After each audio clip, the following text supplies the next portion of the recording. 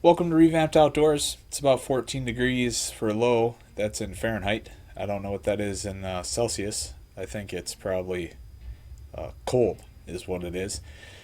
Lakes are starting to cap over with some ice, so it's a perfect time to come out with a crankbait.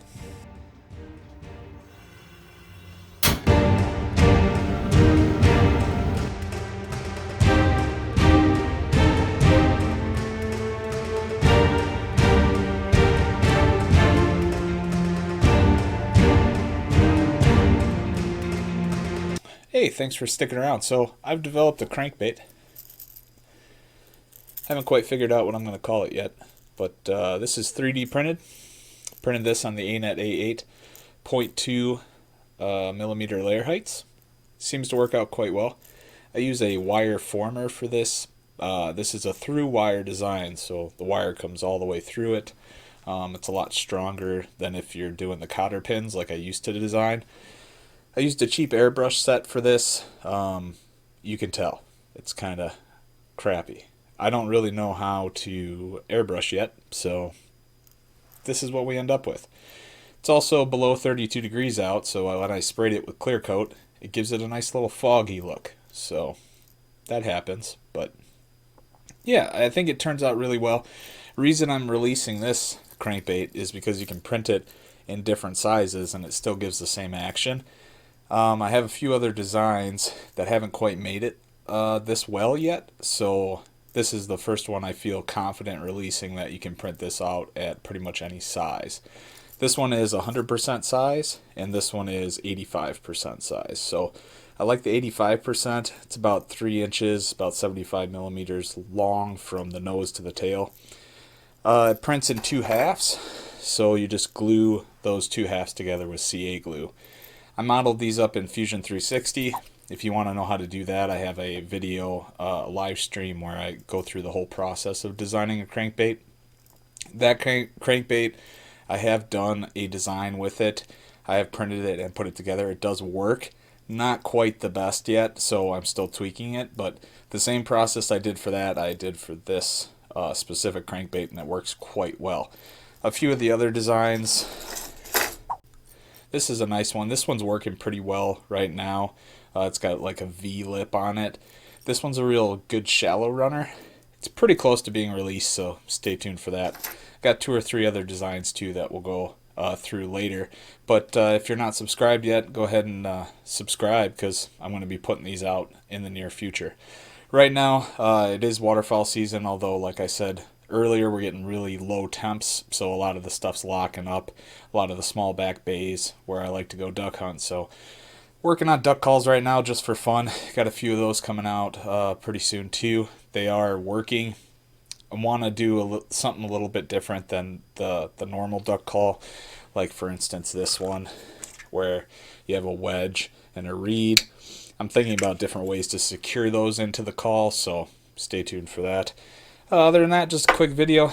Pretty busy with work as well, so you know how that goes. Got to make money somewhere. To do the through wire on the crankbaits, I'll show you this quick. This is just not sponsored or anything, but this is called Twist Tech. You can see that there.